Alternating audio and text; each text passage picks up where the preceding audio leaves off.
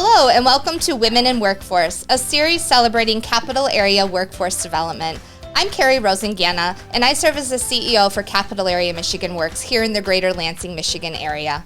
I'll be your host as we bring together women in position of leadership to shine a spotlight on their workforce impacts, while also discussing and chatting about disparities and challenges unique to women in the workforce. And I'm Kate Snyder, the CEO of Piper & Gold Public Relations, and I'm going to be joining Carrie each episode as co-host. After decades of friendship and working alongside each other in workforce development, Carrie and I created this series specifically to highlight those contributions of the region's women in the workforce, as well as workforce development as a whole. But really, we wanted to create a platform for discussion and inspiration unique to the disparities that women face professionally. So every episode, we'll discuss a roundtable style and host conversation with fellow community leaders here with us today. We're really fortunate to be able to partner with Risky Studios based in East Lansing, Michigan, where we're filming today, and we're so grateful that you've chosen to join us. So let's dive right in. So we all know that when amazing female leaders get together, our introductions and biographies alone could fill a whole episode. So we're going to call this segment exactly what it is. This could be a whole episode, which is why instead of reading off your full bios, we're asking each of our guests today to introduce yourselves by summing up your bio in one sentence.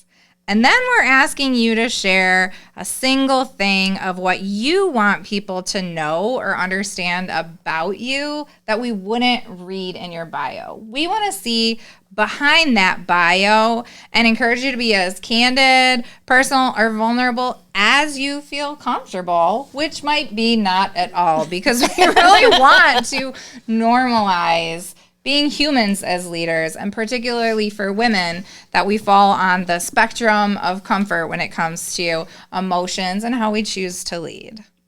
So just to give you an example to start us off, as I mentioned, I'm the CEO for Capital Area Michigan Works, but I'm more than just the CEO for Capital Area Michigan Works. I am a mom, I am an aunt, I am a daughter, I am a wife, and a number of other titles that I value just as much as I do being the CEO of our organization. And I really believe strongly in leading with your emotions, and that's why I'm really excited about today's conversation, so that we can talk about all of those things that connect to our roles that we have within the community.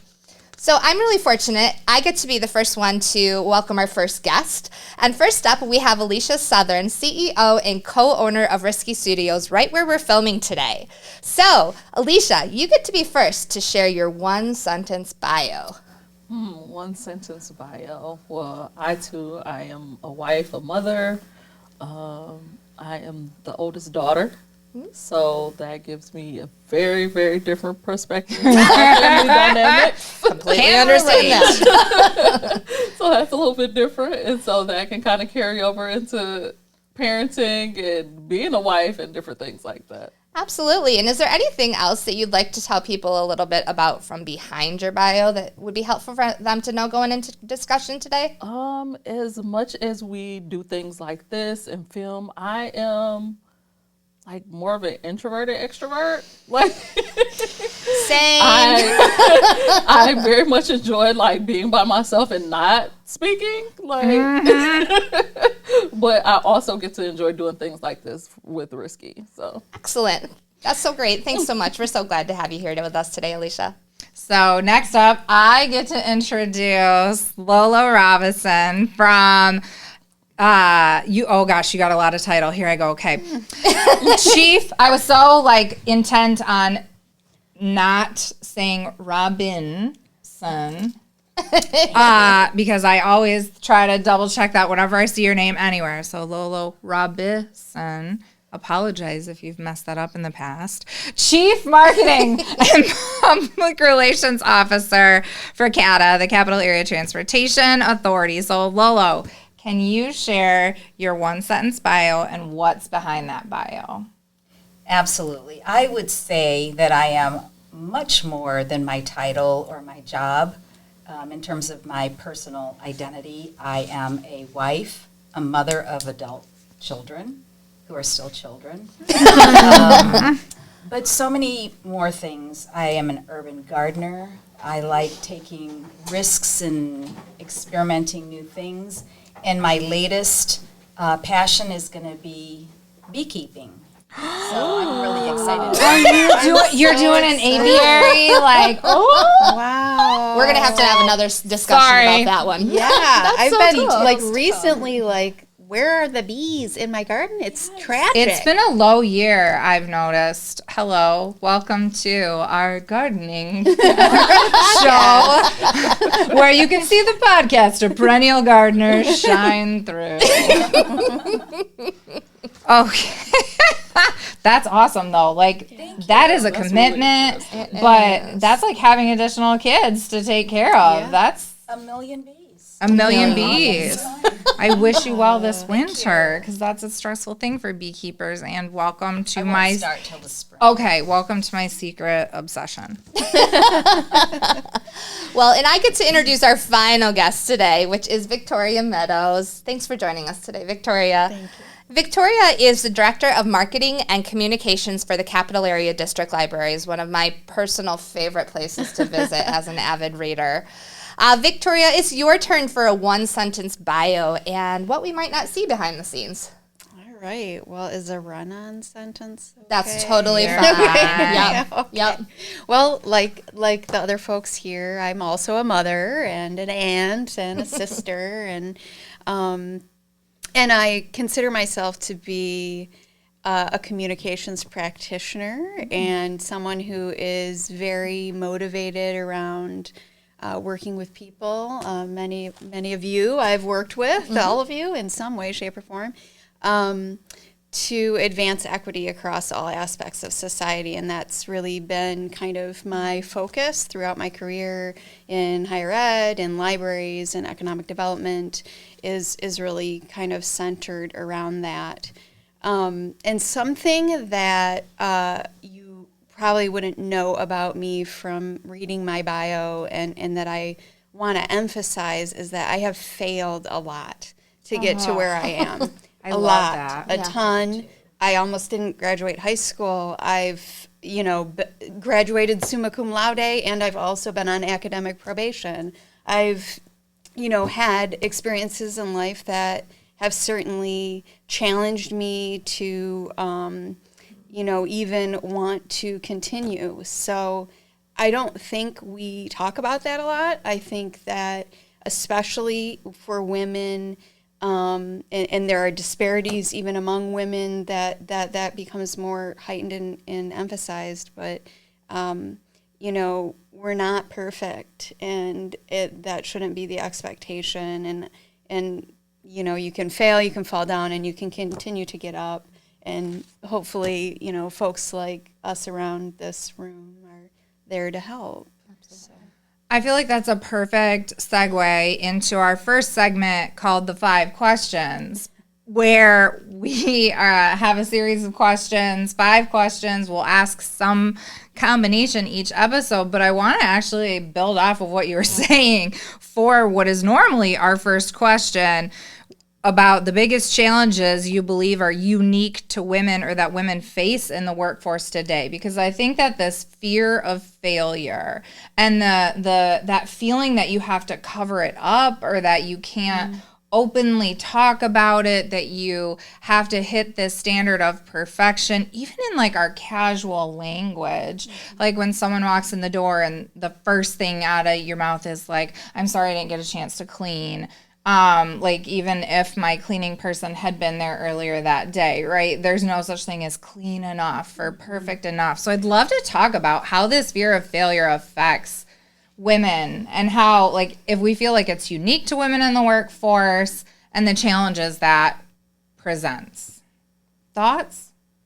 I want to commend you for saying what you said and being honest about that. I had the same experience when I went to college. It was my first time away from home. I was on academic probation at Michigan State University for my first year because I struggled. What do you do when you are used to one thing and something changes, or where you thought you maybe were going doesn't actually end up where you think you're going to be? So I think that it's really spot on that we should be honest about that. It makes us human. It's not inhuman to fail. It is more human to fail oftentimes, and I think it's important. I really appreciate that you said that, brought that right out. And I think the consequences for women at times can be part of why we don't talk about it. You and I have talked about this, Lolo, that I suffered a brain injury, a traumatic brain injury in 2016. And at the time it happened, everyone's like, how did it happen? I literally tripped, or slipped, or I don't know. I was in my house. I walked. I slammed my head. It was a hot mess. And my son was 5 months old when it happened. And I hid my brain injury. I, went to the doctor and everything like that, but it took about 3 months for me to finally get into a rehab clinic for it. And in that time, I couldn't read. I couldn't write. I was throwing up. I was so dizzy at times I could barely stand. But I was so scared that if I admitted any of those things publicly, not even to my husband, that I would lose my company, that people would quit because they would be like, wow, our boss can't do this anymore. And this is addled brain injury brain, and that my son would get taken away. The addled part isn't that was a real possibility. The addled part is I was afraid that he would get taken away because I wasn't capable, but still didn't want him taken away. So that was a little addled. But I wouldn't be alone with him. I wouldn't carry him. Wouldn't carry him upstairs for sure. It was a mess, but I hid it all. I mean, I didn't even tell my husband until I started treatment almost 3 months to a day later. And those 3 months felt like the longest 3 months of my life. But I was so scared of failure and the consequences of failure. As if somehow cracking your head is a failure. Somehow I did that. But yeah, that fear and the fear of what could I lose if I'm not perfect or if I can't perform at the level that people expect. I think a lot of times those are expectations you put on yourself Yep. as well. I think that forces you into a specific timeline that makes no sense to anybody else but you. Right. Yeah, you put yourself on this weird timeline and say, I have to achieve these things by a certain age, or we've been married for a certain amount of time, and so we should have a house by now versus an apartment, or different things like that. And you put yourself on a weird fast track for no reason. And then once you get on the other side of it, you're like, why did I do that? Yeah. Well, I appreciate that vulnerability from all of you.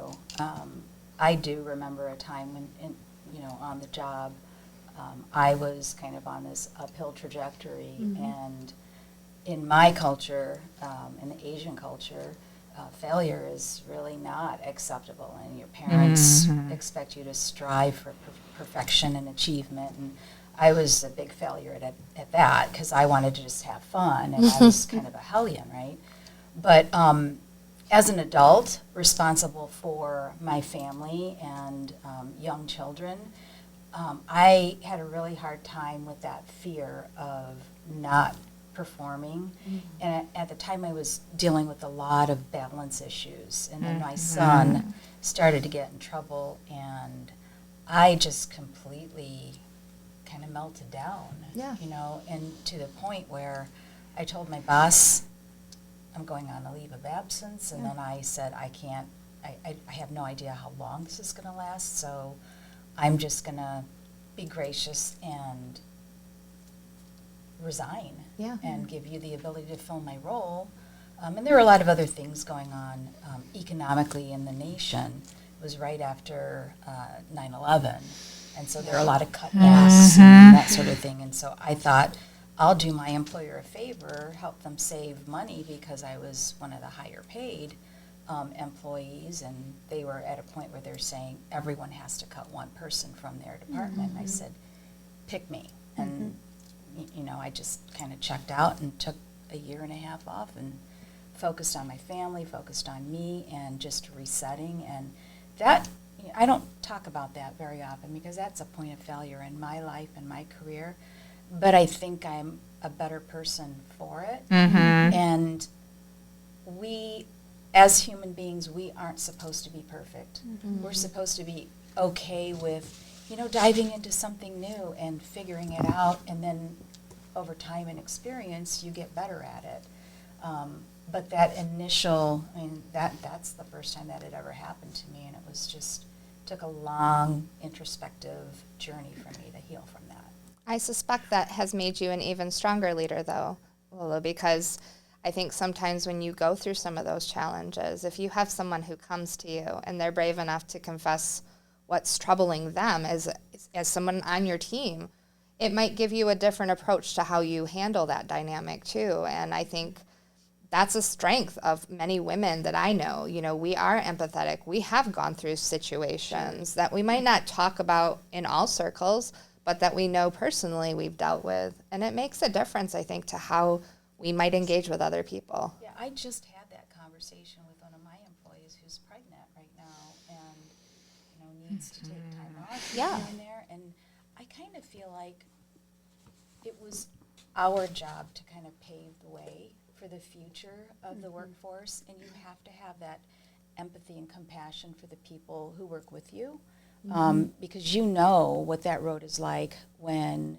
you're not afforded that grace and that liberty to, have the freedom to live your life on your terms. I agree completely. So. Building off kind of our roles and the impacts we can make, if you could wave a magic wand and make kind of one sweeping change that would reduce the harm caused by gender disparities in the workforce, what wand would you wave? Like, what can we do? Or even, bigger than what we can actually do, what can we aspire to do if we had magic to reduce the harm of those disparities? I thought about this a lot, actually, and from like an unrealistic, like literal magic sense. Yes.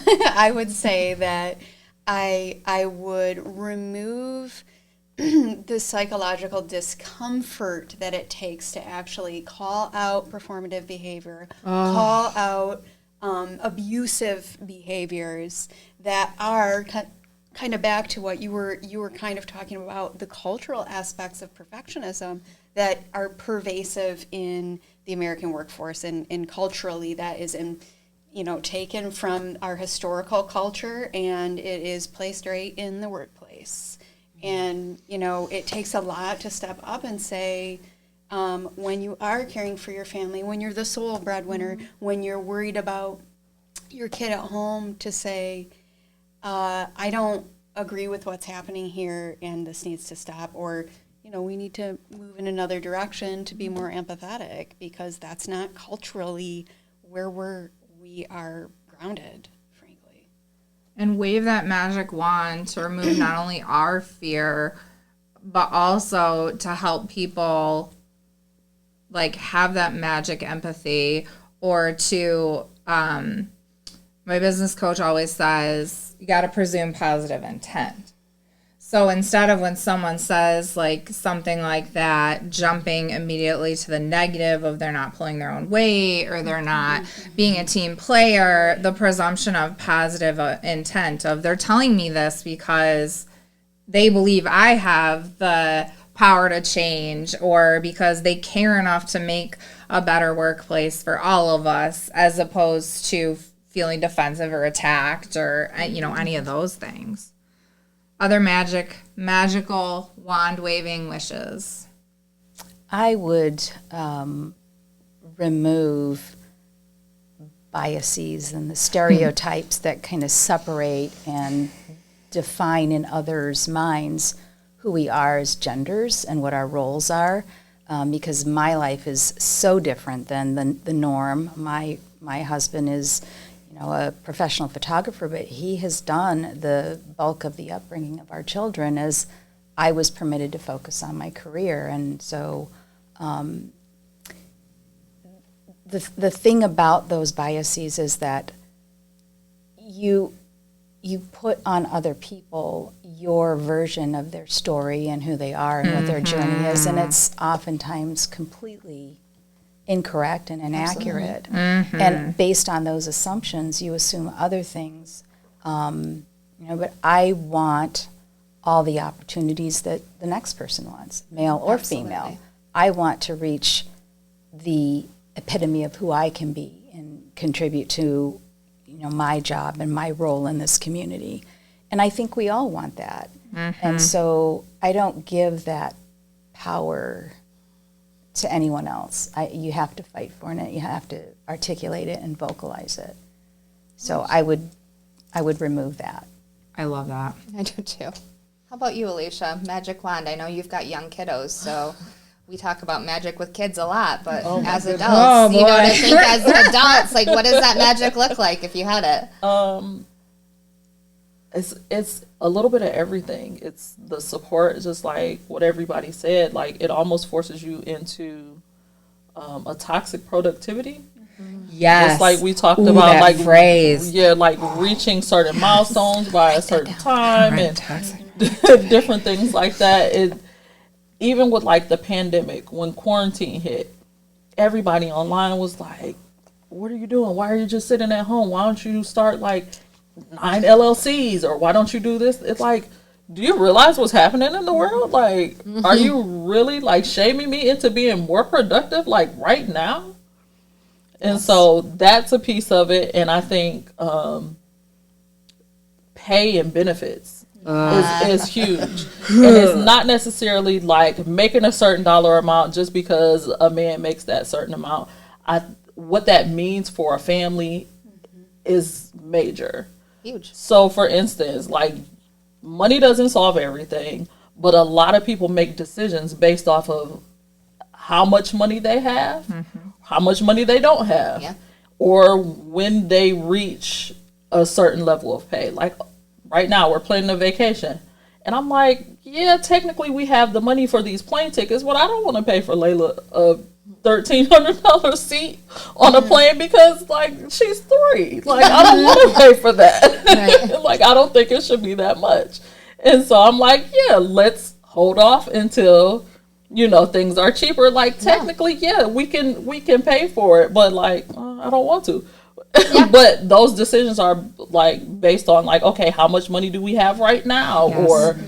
Or even with childcare, like, that makes a huge difference. You're forced to choose almost between the lesser of two evils. Like, yes, you are. You're forced to make decisions, like, between a bunch of things that you don't want to do. And there's a lot of guilt that comes with some of those monetary decisions when you reach a certain level of leadership, which often is equated to a certain level of pay, right? I am in a position of privilege in that, A, I'm white, B, I came from a middle-class family and had access to post-secondary education, and then C, I have reached a certain level in my career where I have pay and power that afford me privilege. And with that, there is this guilt, and I do think it's important to normalize talking about, like, two things can exist. We can accept that there are some major disparities and that women are disproportionately impacted by low-wage jobs, by hourly jobs that don't provide benefits. We're going to talk about this in our next segment. But, things like this, we can acknowledge that. We can also acknowledge that women that are afforded some of these privileges, it's okay to talk about getting help. Like, it's okay to talk about the fact. I often have felt weird saying, oh, yeah, my cleaning person. Like, and there's guilt about saying that out loud, that I can afford a cleaning person. You anticipate judgment. Right. That's but exactly also, right. I'm supporting a female-owned small business. She's amazing. I love her. And now I've got her daughter helping me out. Like, she came over today, folded our laundry, put it away, packed us for a trip this weekend, and meal prepped for the week because my husband's out of town. I'm recording 3 episodes of Women in Workforce today.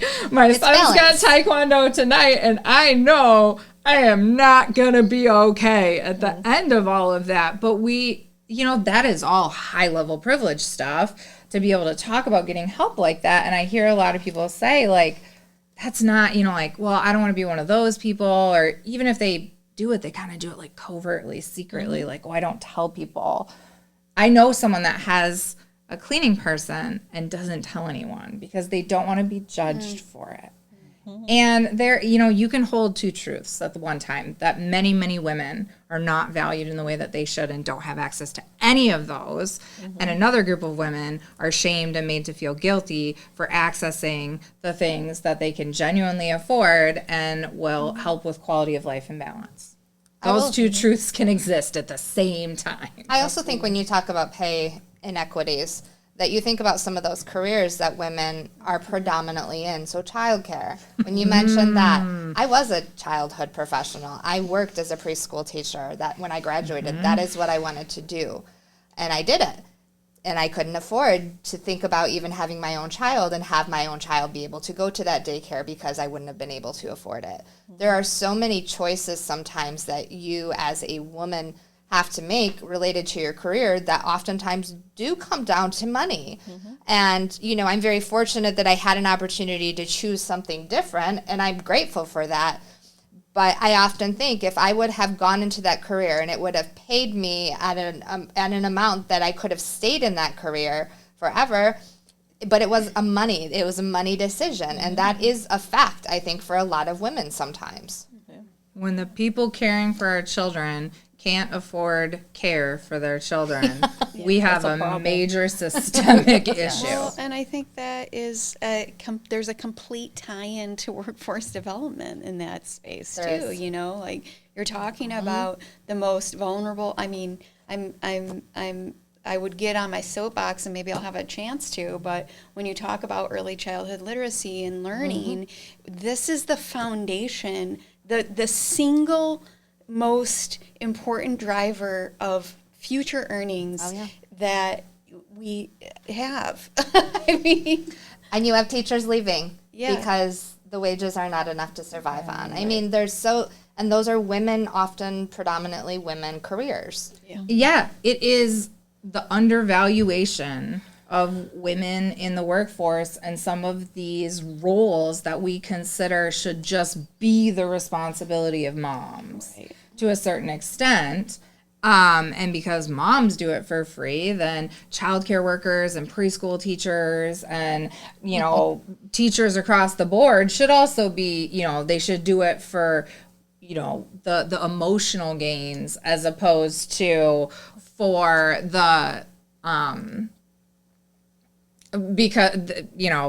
because it's a skill they've crafted and honed and are really friggin' good at and should be utilize compensated. Your maternal instincts. Don't you want to do this? Yes, exactly. And it's if it can afford me to live. There seems to be kind of like a strange divide, and I mean, obviously it's tied to, we're a capitalist society, and we're talking about money, and we're trying to position women as a lower on the rung, and we get less resources, and we should be just doing our job as women as part of this system.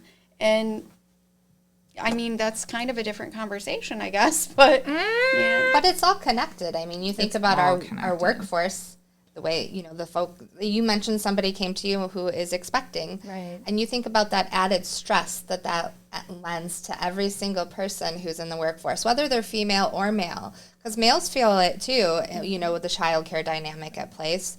But I think oftentimes women feel it more predominantly because there are some of those other things going on behind the scenes with expectations. And the data substantiates Absolutely, that, it does. which is going to lead us into our next segment. Look at that segue, which is called, but it's so relevant to what we're talking about. So our next segment is called Facts and Feelings. And so we're going to read you a couple of facts, but then we want to get your feelings about it. And y'all, did not plan this, but today's facts are about occupational segregation. And so, which is a term I actually had never heard until I was researching. I had heard it in the racial sense, but I had never heard it in the gender sense until I was researching this notion. So occupational segregation is the clustering of women in just a few occupations. And so here are the facts. Before the pandemic, nearly 6 in 10 women were employed in just 3 sectors. And those sectors were the sectors hardest hit by the pandemic. It was education and health, leisure and hospitality, and retail and wholesale trade. So it's what we were just talking about, right? Employment among women without college degrees who tend to experience greater occupational segregation remains 4.4% below its pre-pandemic level. So these women were already, kind of clustered in these sectors. These sectors have not rebounded at the rate of other sectors. So it means that 1.6 million fewer such women working in January 2023 than in February of 2020. So these women in these occupationally segregated positions, there are 1.6 million fewer of them. And when we look at that in contrast to employment of women with four-year college degrees, that was up 2.7% over that same period of time, and equated to over 800,000 jobs. So those are the facts. And I mean, we, like Kate said, we already started to really go down this road a little bit, but I'd be really interested to hear, now hearing those facts, what are your feelings when you hear that information that is data specific, data heavy, researched? What are your thoughts on that? We've got some digesting going on, I can tell. I can see. Oh, go ahead, Lola. If I go way back in time, when I was in middle school, I think it was, my mother made it very clear, you are going to work, but you're going to be a secretary. And so I loaded up on classes in high school and in middle school, stenography, typing, how to write letters. That's kind of what I invested my time in. And that was a very defined role that I rejected later in life and said I can do more and I can do better than that. But I had lots of clerical, administrative support jobs, went to college, paid my own way through college, and that opened up a lot of doors for me. So when you go back to the whole point of access, which I think Alicia alluded to, even the childcare issue, as a young mother, I couldn't afford to go to work because I wouldn't earn anywhere near as much as I would have to dole out in childcare costs. Absolutely. Fast forward to today, I think what really helped me on my course and why I am very happily employed today is the many allies that I've had on that journey. And I can honestly say my job at CATA today is probably the best job I've ever had. I've had, very supportive executive directors, CEOs, who hopefully saw a potential, despite the failures of my past, saw a potential. And, we work extra hard to prove ourselves, right? And gave me that chance and gave me that opportunity. So I remember being employed but not earning what I needed to earn. I almost lost my first home. But I did everything I could to keep that roof over my head for my kids. And today, I don't have those concerns necessarily, but there are lots of other concerns, that make it hard sometimes to continue to be employed and be a productive member of my household and, at my office, and just working through all of those issues. But there are lots and lots of barriers, I think it's safe to say.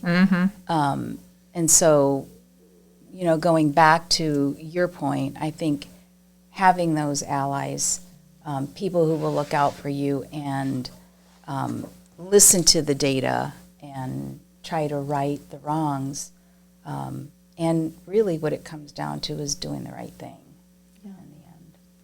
Alicia, I saw you had that, like, I have thoughts, but do I really want to say them out loud face? When we first asked this question, I would love to hear whatever of those thoughts you're comfortable sharing. I think it's very important to take studies and data like that and make it practical, because a lot of times people can take those things like, oh, these are facts and figures and facts, and what does this mean? Like, what does that look like?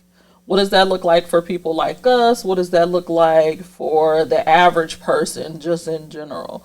And so I think it's important to realize that this data is here, for one, but interpret that in a way that can be digested. Like, we might get it, but a lot of other people might not. And so what does that mean for you working your retail job? What does that mean for you working your hospitality job? Like, you see the effects of it, but you don't have somebody telling you like, oh, no, girl, you're not crazy. This is the data. Yes. And I think that's like, for me, that is the power of the data, because like everyone just says like, oh, you're being melodramatic, or, you know, they're already going to discredit what we have to say because of the, you know, perceptions of women being overly emotional. And it's like, no, I have receipts. Like there is so much data, and it's frustrating that there has been so much data for so freaking long. And I still have to say, but there's data. But there's data. And just because it's frustrating doesn't mean that it's not worth continuing to scream that. And like you said, to ensure that everyone has access to that same empowering information. And the support of others who have more power, time, financial resources to help make the changes. Because when you're working minimum wage, caring for your family, you may know it, but like I barely feel like I have time to fight the patriarchy, let alone you know, like someone that can't bring in external help to support in the household. So, you know, yeah. I also wonder, when I look at that data too, those careers that was so hard hit, those are very heavy jobs that were affected during the pandemic, you know, and you think, I wonder if people have pivoted away from those careers that maybe they had set out on a pathway of, and looked at, you know, healthcare is one that there's been conversation. People are tapped out, they're tired, and they are exhausted emotionally. So if there are more women who are doing that, you know, where are they going? And I wonder about that, because a lot of them are highly skilled. Yeah. I think a lot of times, like, women who don't have children are taken advantage of in a different type of way. Very and I think different, but very true. And that's not something that people talk about a lot. And that's when kind of that toxic productivity is, like, put on other people. And so it's like, oh, well, she doesn't have children. And so let's work her. Yeah. Because, you don't have a family. I don't have to be empathetic in this type of way. Right. And so you should be very productive. You shouldn't have any problems. Like, you don't even have kids. Like, and so I think a lot of the moms are dropping out of those professions because it's just not lucrative. Like, you're choosing to stay home because if my job is only making enough for me to pay for daycare, like, I might as well be at home. But then also the women who don't have children are dropping out because they're getting taken advantage of and not treated well in the workplace. Yeah. Well, another thing that happened during the pandemic particularly is that more women than ever pursued entrepreneurship. And so, that could be sort of some of the space that people are moving into too. It's more theoretically, it's more flexible. You know better than anybody here, you and Kate, that it's 100 hours a week. It's your life. It becomes your life, but you can decide, am I bringing this kid with me? Listen, my children are in the next room. But we should normalize that. That's okay. Yeah. Your daughter was helping me, like, get everything ready, and she did great. That Absolutely. could be it too. It's so true. Okay, so y'all, I could listen to you talk forever and could sit here and chat with you, but eventually we do have to end this conversation, but hopefully not the conversation as a whole about these issues, because it's so important. So we're going to give you a couple seconds to think about your biggest takeaways in 10 words or less. Either what you hope other people are going to take away or what you yourself are going to take away. And I'll just kind of share with you because mine came right at the beginning, but has stuck with me this whole episode, which is that women in leadership positions are more than our professional titles. So you take a couple minutes, think about those 10 words or less. It's totally fine. It could be a phrase or just a couple words. And while you work on those 10 words, I want to thank each of you for spending some time with us today. When Kate and I came up with this idea, we were hopeful that we'd have people interested in sitting down with us. And when all three of you signed up and agreed to be guests, I couldn't be more pleased because it really is important to support each other and to build relationships that don't just happen in the few minutes that you see each other before meetings or out on the street sometimes. So thank you for your graciousness and for being with us today. I want to thank Alicia Southern, our CEO and co-owner of Risky Studios, Lolo, Robison, Chief Marketing and Public Relations Officer for the Capital Area Transportation Authority, and Victoria Meadows, Director of Marketing and Communications for Capital Area District Libraries. So, Kate, I know you had your thoughts. You know, the one word that I'll carry from today's message is empathy.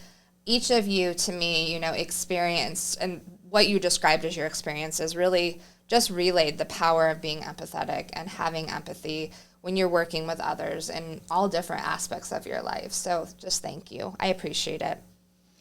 So thank you for being here. On that note, I'm Kate Snyder. I'm the CEO of Piper and Gold Public Relations in Lansing. But we need to do our 10 words first before we jump into just our introductions. Kidding. Imperfection is awesome. It's good. And funny. Okay, just kidding. I'll now go through. Kate leads guests through sharing. So, are you ready to share your 10 words with us? Who'd like to start? I'll go. So I think my biggest takeaway today is like own your story. Your vulnerability is important to other people's journey as well. And so if you own your story, you won't feel like it is such a big deal to share it. And so owning it, you won't feel as judged, and you know, people need you to be whoever you're supposed to be. I got goosebumps. And so whoever you are, like, I need you to be exactly who you are for whatever I need you for. And so owning your story is going to help me in my vulnerability, in my journey, or whatever the case. So that's what I got. I love it. All right, let's go next. You're both so polite. I have validate others, pave the way. Balance, work-life balance is very difficult to achieve, but worthy of your efforts. Like Carrie said, being compassionate and empathetic, I think that's very important. Having trust, striving to be valued, using your powerful voice. We all have that. Sometimes it's scary to do that, but it's important. There's my journey and there's your journey, and they don't have to be the same. And celebrating both your successes and your failures. I don't know if that's more than 10. Who cares? It's good. All of them mattered. All right, Victoria. Well, all of that was amazing. So that really helped me come up with my last 10 words. And I really kind of want to just build off the idea of all of those, having all of those cultural values that you just mentioned, Lolo, and then the idea, Alicia, of owning your story. And from that, I kind of take be intentional and do the work to change the culture that we have been supporting in the workplace that creates the inequities that we're all experiencing and sort of creates that barrier for owning your story, actually. and back up and protect other women that are doing that work. Right. Because they are going to put themselves at risk to do that work, right? Like, it puts you at risk to speak up still. But if there's 2 of you, if there's 3 of you, if there's 4 of you, now it's a lot harder to just get rid of the person that is, you know, the pain and you know, you're losing half your dang team. So, yeah, backing each other up. Okay, now on that note, I'm Kate Snyder, CEO of Fire Gold Public Relations in Lansing. And I'm Carrie Rosingana, CEO of Capital Area Michigan Works here in the greater Lansing area. And I just want to say thanks again for joining us, guests, and we can't wait to welcome a new batch of guests to our next show on our Women in Workforce series. Thanks, everybody.